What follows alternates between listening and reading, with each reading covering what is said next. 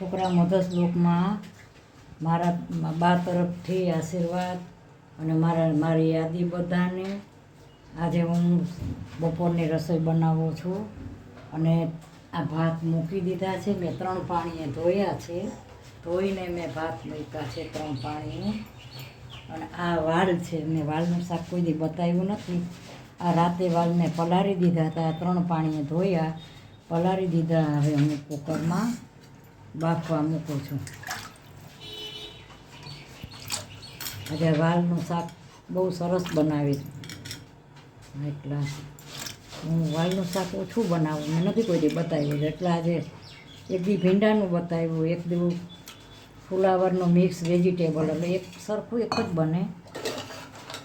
અને આ વાલનું વાલ છે ને, વાલમાં હું એક બટેટું નાનકડું નાખી શકીને ગ્રેવી બનાવવા માટે. ખાલી હમણાં બટેટું લઈને નાખું છું અંદર. જા બટેટું છે ને આવું મોટું છે એટલે હું અડધું નાખીશ ગ્રેવી બનાવવા માટે ખાસ. હવે હું બાફવા મૂકી દઉં છું. પલાળેલા છે ને એટલે 3 થી 4 સીટી વગાડીશ.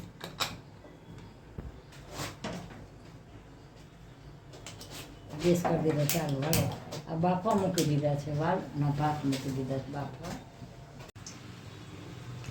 હાલો ભાત બની ગયા છે. ચાલો ભાત બની ગયા છે. સુધાબેનને ગરમી બહુ લાગે છે રસોડામાં. સુધાબેન કિચનમાં આવે છે. સુધાબેનને વાંધવાનું, મને ગરમી નથી, ગરમી રહે આપતી બહુ. એમ તબિયત હાઈ ક્લાસ પણ ગરમીમાં નથી રહી આપતી. હવે આ ભાત બહુ સરસ બની ગયો છે. આ બની ગયા છે. હવે આ તો હું ડેકોરેટ, મને શોખ છે એટલે હું આ બધું કરતી હોઉં. બહુ અતિશય રસોઈનો બધો જો હાઈ ક્લાસ બની ગયા ભાત. હું એને ઢાંકી દઈશ હમણાં. અહીં તેલ મૂકી દીધું છે. અને આ છે ને જો આ વાલમાં મેં એક બટેટું નાખ્યું હતું ને, એટલે વાલમાં મેં બટેટું અસલ મિક્સ કરી નાખ્યું છે હાઈ ક્લાસ. એવું હશે ને તો હજી નાખીશ. અને ગ્રેવી કહેવાય, ગ્રેવી બનાવી. શાક તમને ખબર છે ઘણી રીતનું બને છે. મને થોડુંક તેલ વધુ લાગે છે. બહુ તેલવાળું પછી ન ભાવે ને. થોડુંક મને વધુ તેલ લાગ્યું. થોડું કાઢી લઉં છું, મને બહુ લાગ્યું થોડુંક. હાલો હવે મેં તેલ મૂકી દીધું છે. જ્યાં ભાત જેવું બની ગયા છે. ભાત છે આ બની ગયા છે હાઈ ક્લાસ.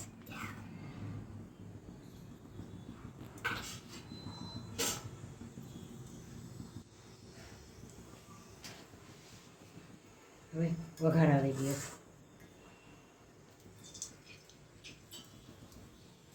રાઈ અને જીરું મૂક્યું છે ને. વાલનું હું પહેલી વાર કરું છું, હમણાં નથી, ઘણા વખત ત્યાં નથી કર્યું. એકવાર વાલ મગાવ્યા ને, વાલ તો કડવા નીકળ્યા. કીધું હું શાક બનાવવાનું ભૂલી ગઈ, મૂકી દીધું શાક બનાવવાનું. વાલ કડવા નીકળ્યા હતા એટલે પછી કીધું હું શાક નથી બનાવતી. કીધું પાછું આજે બનાવું છું. રાઈને જીરું મૂક્યા મેં, આ હિંગ નાખ્યું. હવે આ છે ને વાલ બાઈક 4-5 સીટી વગાડી બહુ સરસ વાલ બની ગયા. પ્રસંગમાં તમે જોજો, પ્રસંગની વાત કરું છું. પ્રસંગમાં વાલનું શાક હોય ને હોય જ. વાલનું હોય અને કાં ચોળી હોય. પ્રસંગમાં જો કેવો વઘાર આવ્યો હાઈ ક્લાસ. જીરું મૂકો ને બહુ સરસ વઘાર આવે. હવે એમાં હું છે ને આ ટમેટાં, આ મરચાં, લીલા મરચાં છે, ટમેટાં મરચાં મેં નાખ્યા. થોડીક કોથમરી નાખું છું. મસાલા હવે કરી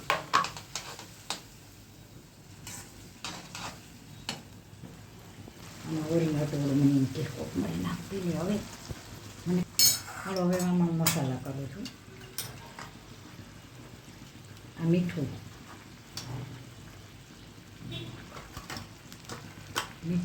અને આ હળદર,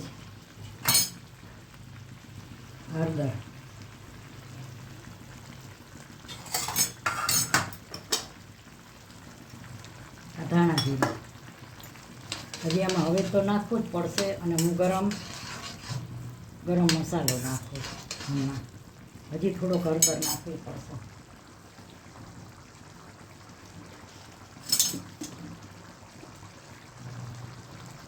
સાકર નાખું સાકર ખાઈશ. આલામાં મેં સાકર નાખી છે.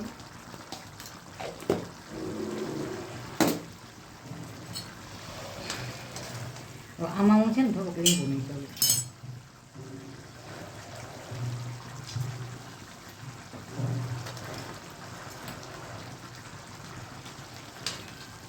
બહુ સરસ શાક થયું. પ્રસંગમાંય બહુ સરસ થાય આ શાક. ભાત બની ગયા છે અને હજુ આ શાક હાઈ ક્લાસ બન્યું છે. જો આમાં અડધું પાવરું મેં મોણ નાખ્યું છે, અડધું પાવરું નાખ્યું છે મેં.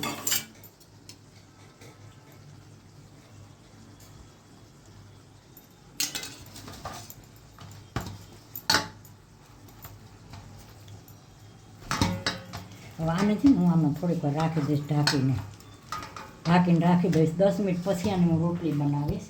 અને શાક શું કહે છે, હાઈ ક્લાસ બની ગયું. લે શાક હું ઓલી રીતે બતાવું તમને. જો બહુ સરસ પણ છે ને ચમચો ઓછો ખાવે છે એટલે હું આ ઘણા એમ થાય કે ભાત લેવાનું છે અને બા આનાથી લઈએ છે. આ અમુક ટેવ હોય લેડીઝ, ઘણી લેડીઝની બધી અલગ અલગ ટેવ હોય. જો આ શાક કેવું બન્યું છે, હાઈ ક્લાસ ગ્રેવી સરસ બની છે ને હાઈ ક્લાસ બની. ભાત હારે ખાવ, પરોઠા હારે, રોટલી હારે.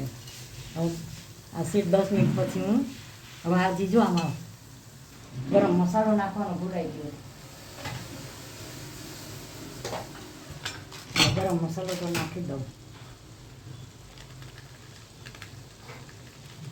મને એમ કે મેં નાખી દીધો છે. ગરમ મસાલા વગર તો રસોઈ અધૂરી છે.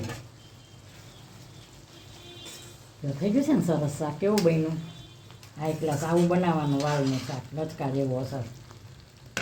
તો આમાં મેં લીંબુ નીચોયું છે, આમાંય નીચોયું લીંબુ.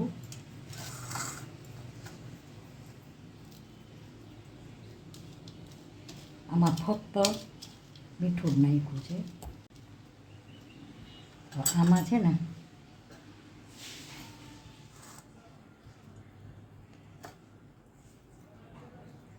આમાં મીઠું અને હવે જ 2 નાખ્યા. આમાં ખાલી મીઠું નાખ્યું છે, 2 કાચ. હાલો છોકરા, મધર્સ બ્લોકમાં બા તરફથી આશીર્વાદ. મારાથી મોટા હોય એમને મારા તરફથી રિસ્પેક્ટ દઉં છું અને એને પ્રણામ કરું છું. મારા વડીલ હોય મારા તરફથી, મારા બચ્ચા હોય ને બધાને આશીર્વાદ દઉં છું બા તરફથી. મારો વિડીયો શેર કરજો, લાઈક કરજો, સબસ્ક્રાઈબ કરજો. અને આજે જો મેં શું બનાવ્યું છે,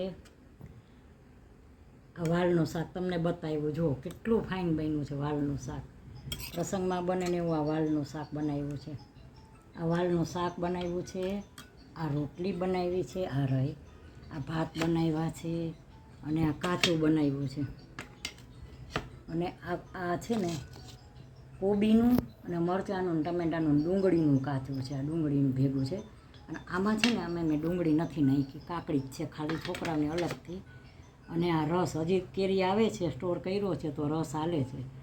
અને આ શાકમાં આ રીંગણા બટેકાનું શાક છે અને આ દાળ છે. એ મારા દીકરાને વવે બનાવ્યા છે. આ 2 આ મેં બનાવ્યું છે. પણ થાળી હંમેશા કોઈને અધૂરી નહીં બતાવવાની. થાળી હંમેશા પૂરી હોવી જોઈએ. એટલે હું પૂરી થાળીમાં માનું છું. કોઈને અધૂરું જમાડવાનું નહીં, અધૂરી થાળી કોઈ દી પીરસવાની નહીં. હંમેશા તમે બનાવો કે ન બાનો હોય બધું પીરસવાની ટેવ રાખવાની. તો મારો આ વિડીયો કેવો લાગ્યો તો સબસ્ક્રાઈબ જરૂર કરજો. અને મારી રીલ તમે જોતા હો તો હું હવે તમે કોમેન્ટમાં મને કહેજો કે કયા ગીતની રીલ બનાવું. તમારા મનગમતા ગીતની રીલ બનાવો તો મને કોમેન્ટમાં જરૂર કહેજો. તો હું તમારા મનગમતા ગીતની રીલ બનાવીશ, જરૂર બનાવીશ. અને મારી આ થાળી ગુજરાતી કેવી લાગી, સારી લાગતો સબસ્ક્રાઈબ જરૂર કરજો બેટા. બાય બચ્ચો.